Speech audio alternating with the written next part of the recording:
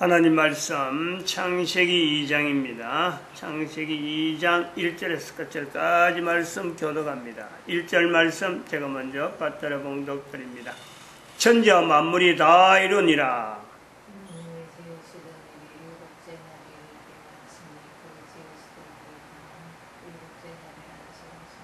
하나님이 일곱째 날을 복주사 거룩하게 하셨으니 이는 하나님이 그 창조하시며 만드시던 모든 일을 마치시고 이날에 안식하셨음이더라. 너희가 하나님의 성전인 것과 하나님의 성령이 너희 안에 거하시는 것을 알지 못하느냐. 모든 정사와 권세와 능력과 주관하는 자와 이 세상과 오는 세상 일컫는 모든 이름 위에 뛰어나게 하시고 또 만물을 그 발 아래 복종하게 하시고 그를 만물 위에 교회의 머리로 주셨느니라. 교회는 그의 몸이니 만물 안에서 만물을 충만케 하시는 자의 충만이니라. 평강의 하나님이 친히 너희로 온전히 거룩하게 하시고 또 너희 온 영과 혼과 몸이 우리 주 예수 그리스도 강림하실 때에 흠없게 보존되기를 원하노라. 너희를 부르시는 이는 미쁘시니 그가 또한 이루시리라.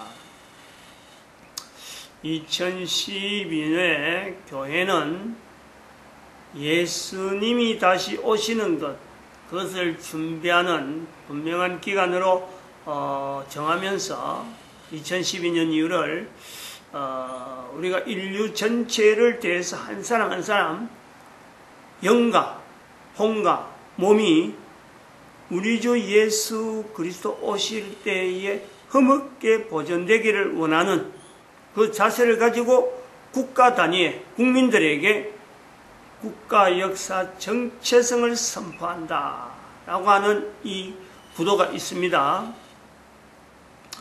흠과 티도 없이 정말 그렇게 해서 한 사람 한 사람 국가 역사 정체성에 대해서 분명히 인식되어질 때 우리는 그것을 하나님 앞에 부름을 받았다. 너희를 부르시는 이는 미쁘시다 하는 이 우리가 분명한 호칭을 해도 된다. 즉 그거는 교회에서 할 수 있는 세례죠. 세례라고 하는 요소에 국가 역사 정체성에 대한 내용을 물어볼 수 있는 세례 문답을 하잖아요. 그럼 예수님에 대해서도 물어봐야 되는 것 좀 있지만은 성산의 하나님에 대한 고백을 하게 됩니다. 그리고 또 한편으로는 국가에 대해 자기가 속해 있는 국가에 대해서 어떤 자세로 있는가 이것을요 반드시 물어야 된다. 반드시. 그러려고 하면은 제가 여기서 남기는 1022 그룹의 내용이 창세기 1장부터 지금 현재 오늘이 927입니다. 927. 이 927에 해당되는 이 동영상을요, 시청하는 어떤 그 청취록, 이것을 남겨서, 그것 자체를 남기면서 본인이 계속해서, 뭐 다 하라는 건 아니겠지만은, 세례문답 할 때, 요것이 있느냐, 없느냐, 확인해 보는 것도 괜찮겠다, 이렇게 생각을 합니다. 아침에 제가 그렇게 생각이 들었어요.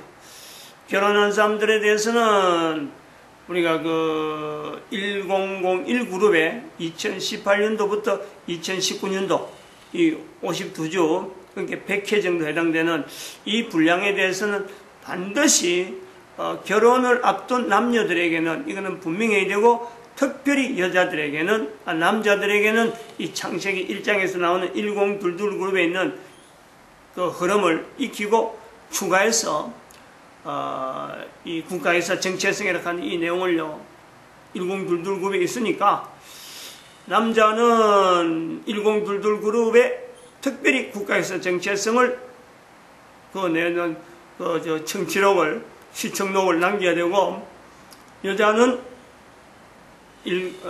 남자와 여자와 더불어서 몇 회 그건지 모르는데 1001 그룹에 있는 2018년도 2019년도 요 두 거를 반드시 하고 결혼을 할 수 있도록 하는 이런 제도가 좀 필요하겠다. 제가 언뜻거려 들고 또 한편으로는 그럽니다. 감옥에 있는 죄수들, 죄수들에게 뭐 석방하라, 뭐 이거 뭐 보석한다, 돈으로 보석하는 것보다는 보석이나 하고 그 다음에 좀 석방을 이렇게 감면해주는 이런 내용도 제가 남긴 동영상들, 특별히 뭐 1001 그룹, 이 내용은 1001보다도 1022 그룹, 요 내용은 공통적으로 모든 제수들에게 다 적용하고, 남녀에 대해서 특별히 결혼에 대해서 뭐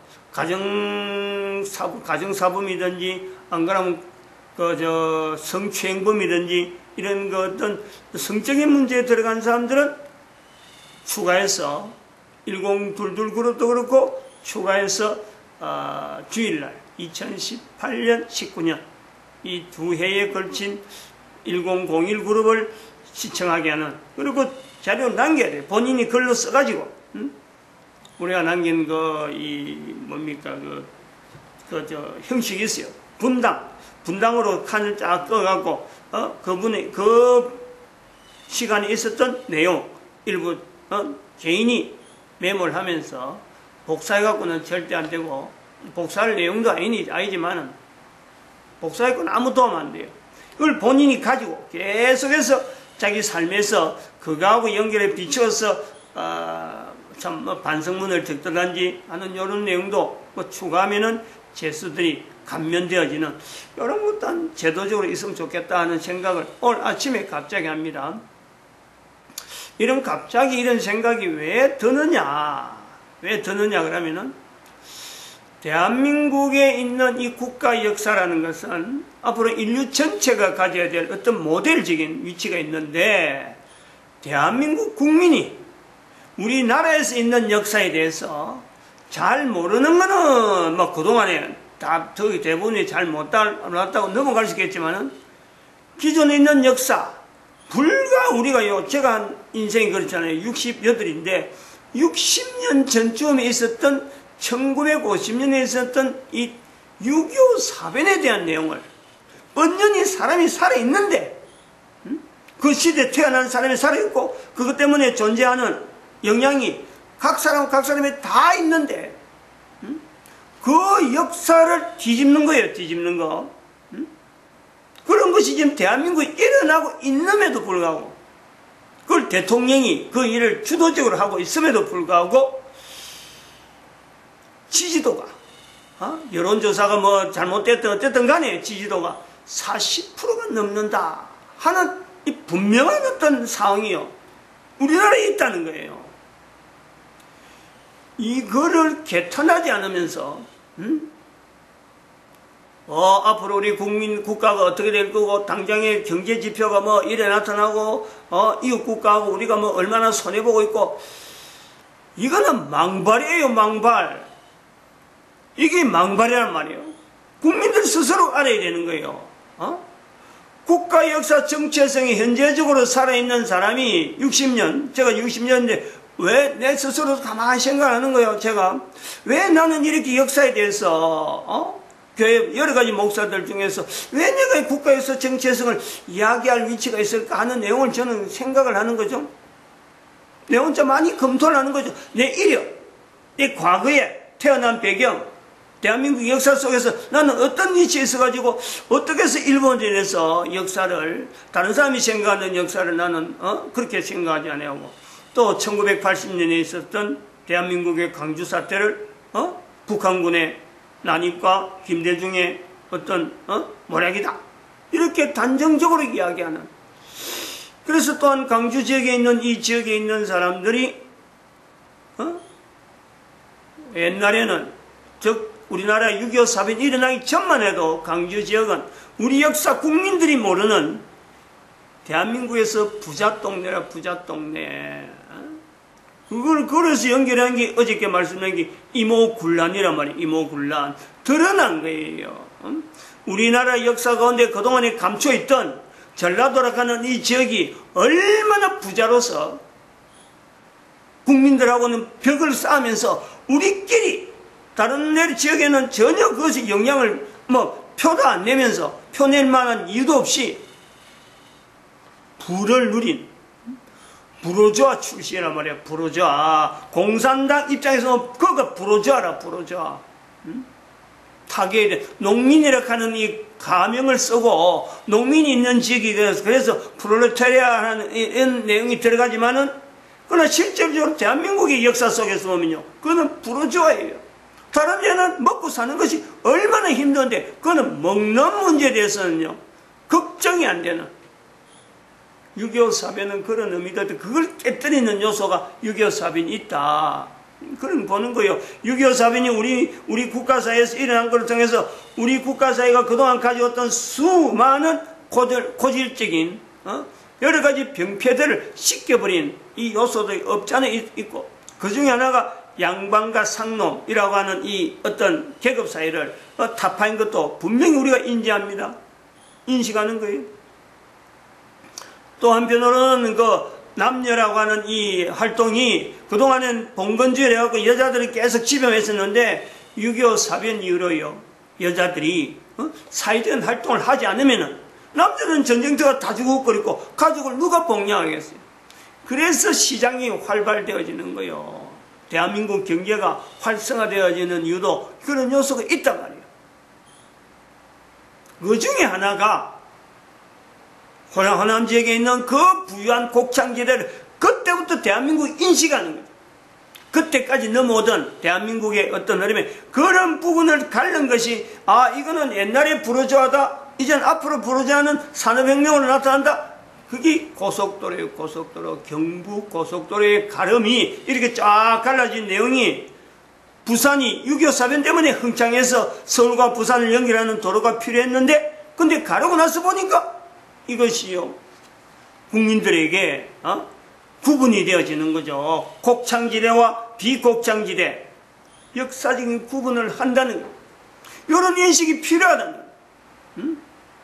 괜히 뭐 참 역사적으로 나타나고 학교 교과서에서 나타난 동학난이 전라도 지역에 있는 뭐 고부 군수가 뭐 폭행을 저질러서 일어났다, 이런 거 하나에 어떤 집착이 돼가지고 동학난 자체를 왜곡하면요 안 되죠.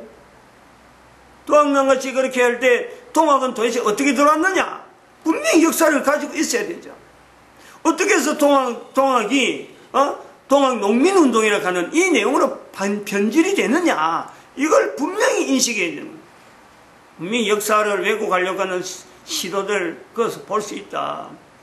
동학에 들어온 거는요, 이 교회 입장이 아니면 모르는 거예요. 목사가 아니면 그런 걸 모른단 말이죠. 1860년대에 있었던 청나라에 태평천국의 난이 있어요. 태평천국, 그 교회가 난을 일으킨 거예요. 중국의 정부를 향해서 난을 일으켰단 말이에요. 어마어마하게 큰 난이었어요. 전국 청나라 정부가 달라들어가고 그걸 평정하는 가운데 그 세력들 일부가 청나라하고 붙었던 호남 지역을 거쳐서 결국에는 경주 지역에 들어갑니다. 동학의 제일 시초는 경주 지역에 있는 사람이 그 무역로, 당나라부터 있던 그 무역로를 통해서 경주 지역이 발달된 그걸 통해서 들어왔고, 그 난민들 중에서 이제는 호남 지역에 들어가면서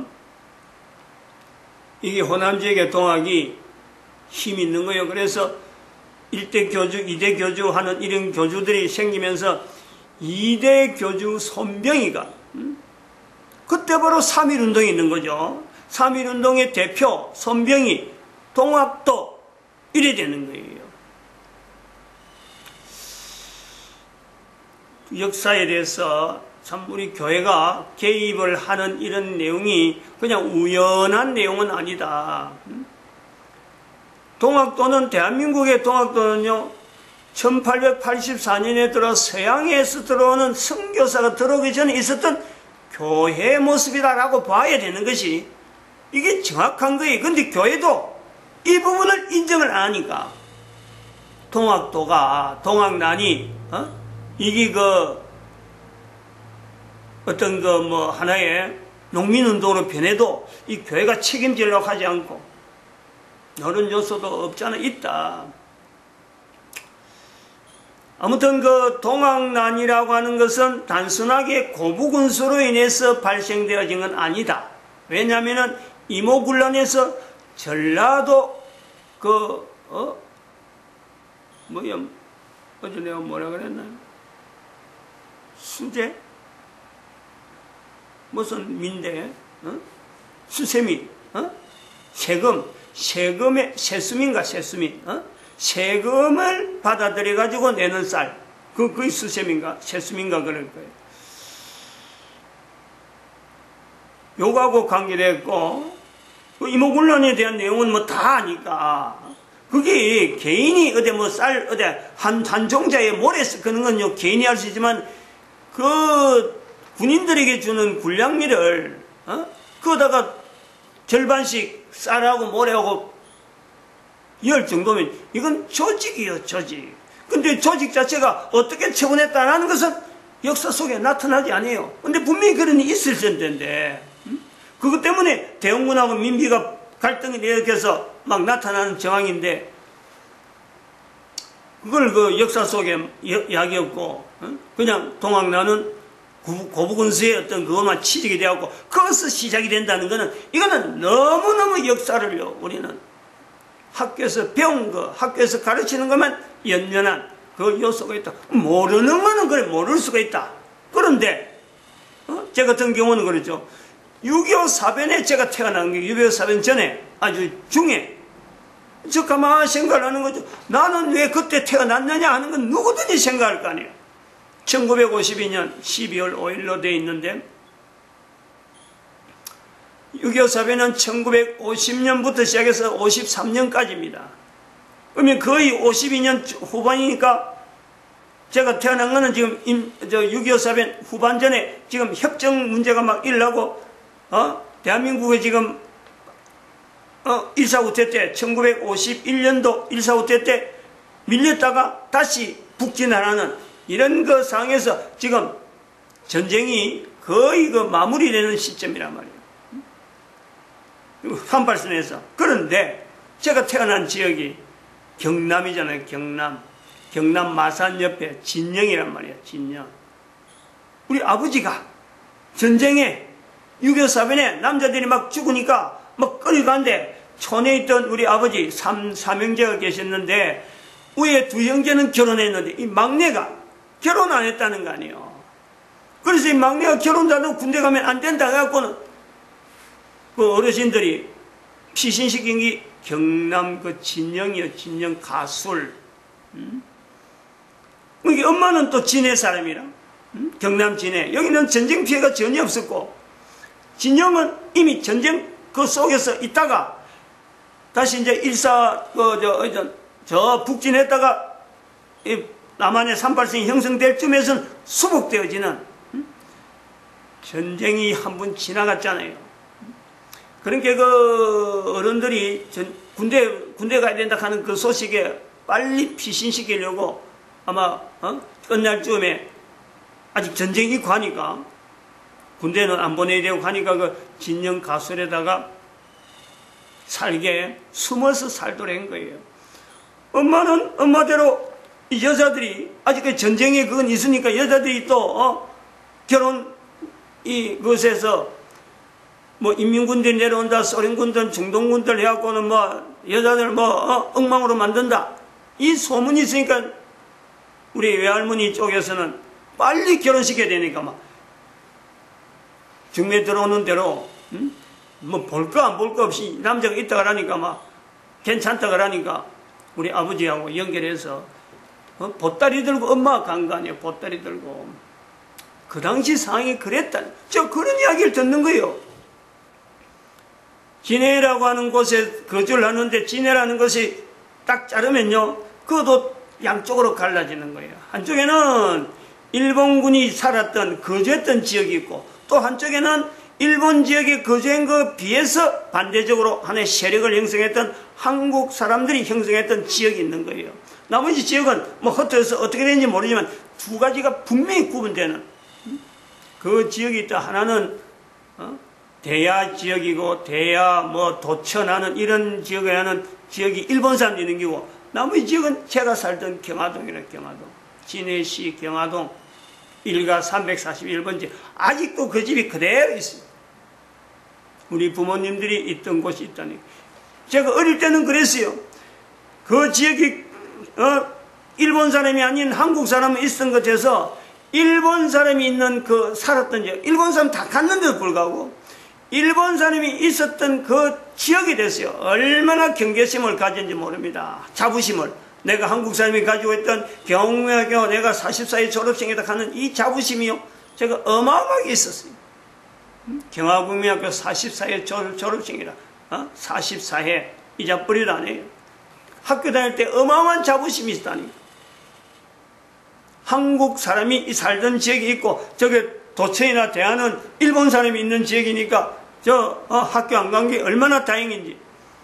그랬던 사람이 지금 제가 일본에 대해서 일제강점기에 대해서 이 해석을 국민들이 바르게 알아야지 하는 내용을 이야기하면서 일본이 아니었더라면 우리는 어떻게 됐겠나 하고 이렇게 일본을 두둔한단 말이에요.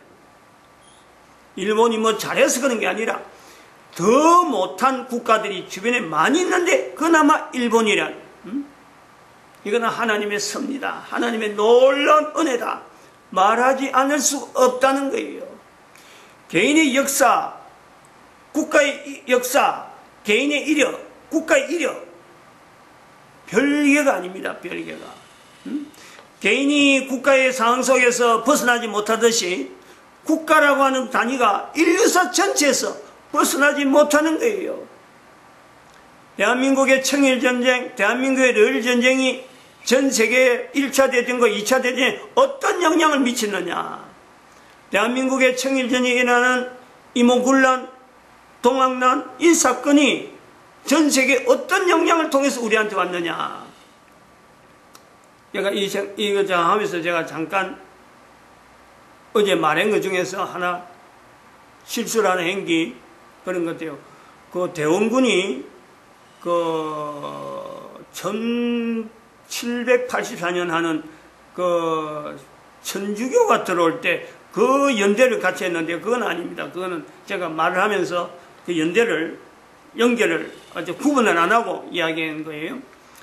1784년 천주교가 들어올 때쯤에는 대원군은 고종이죠. 고종 앞에 철종이죠. 철종 이렇게 죽기 때문에 자식 없이 죽기 때문에 고종이 이젠 아버지의 힘에 의해서 이제는 고종으로 되어지는 데 있는데 철종 앞에 헌종이 있죠. 헌종. 헌종 때 그때 프랑스 그 선교사들을 인도했던 그 사람들이 바로 그 1784년에 천주교라고 하는 그것을 들은 이승훈 그 이름이 뭐 신부락 하나? 그것이 들어온 것이 1784년이에요. 그 이후로 그런 사람들의 무리가 대한민국에 자리를 잡으면서 프랑스 선교사들을 프랑스 군함을 지금 현재 서울에 그 양화진 그 옆으로 인도했던 하나의 간첩행위죠. 간첩행위. 다른 나라 선박 군함 선박을 우리나라로 인도했던 그런 일들을 말이죠. 이 천주교들이 저질렀다니까. 그거하고 구분되어지는 것이 바로 이 개신교의 흐름으로 우리가 볼 수 있는, 개신교는 선교사들 왔는 것에 비하면은 천주교는 외국 군함을 끌어당기는 어마어마한 일들을 대한민국 역사에 일으켰다. 그래서 그게 절두사, 절두산, 절두 무슨 그 사형장이 그 천주교인들 들어오던 그 위치가 절두산이라고 양화진 이래 포구죠. 양화진은 포구고 거기에서 그 사형장이 있었다.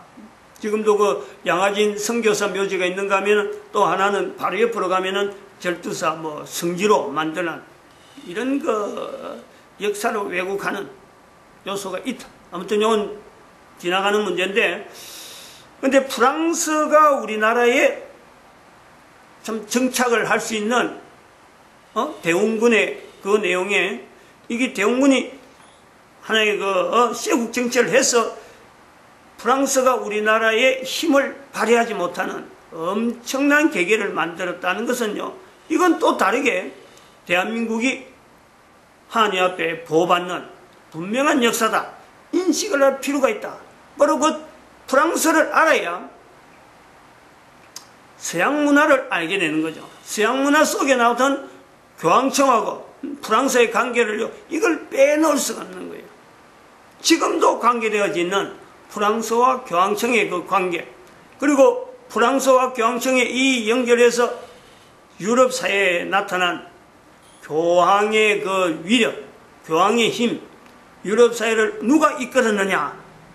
수천 년 동안 교황이 지배했다.